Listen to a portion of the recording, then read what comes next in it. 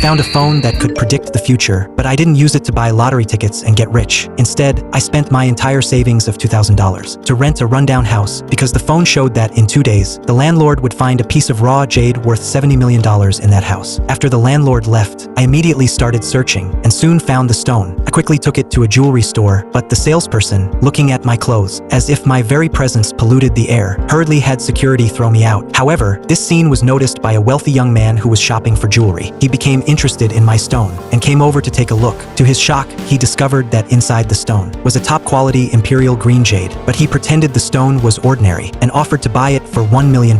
Hearing this, I immediately prepared to leave. Just then, the jewelry store manager arrived. He carefully examined the stone and said the jade inside was large, with perfect transparency and luster, worth at least $70 million. The wealthy young man had no choice but to buy it at that price. He tearfully told me that he had recently been scammed into spending $100 million on an unfinished building project, and with his father's birthday approaching, he had hoped to buy the jade at a low price. At that moment, the phone predicted the future again. The unfinished building was about to be zoned as a commercial district, and its value would increase tenfold. I immediately offered $50 million to buy it. To my surprise, the wealthy young man agreed without hesitation, thinking I was a fool sent by God to save him. But after returning home, he overheard his father saying that the unfinished building's value was about to soar. Only then did he realize the fool was actually him. Just as I was envisioning myself as a multimillionaire, the phone suddenly popped up a message. Trade all your wealth for a superpower? Without hesitation, I pressed agree. The next second, I possessed Olympic champion-level badminton skills. I wondered how this ability could be useful, but with no wealth left, I had no choice but to return to work. Coincidentally, the company's new business partner was a female CEO who loved playing badminton, so I volunteered to negotiate the deal. When I met the CEO, I casually remarked that her posture looked amateurish. My words angered her, and she decided to teach me a lesson. If I won, she would sign the cooperation agreement immediately. But if I lost, she demanded I strip naked and crawl 3 laps around the court. I agreed without hesitation. The CEO confidently said she would crush me, but she soon realized something was wrong. I stood completely still, yet effortlessly returned every shot. The CEO quickly admitted defeat, but she didn't honor the agreement. Instead, she called in 3 professional players. She said if I could defeat them, she would not only agree to all contract terms, but also give me an extra $1 million bonus. The 3 professionals launched a fierce attack, but I still stood in place, easily returning every shot,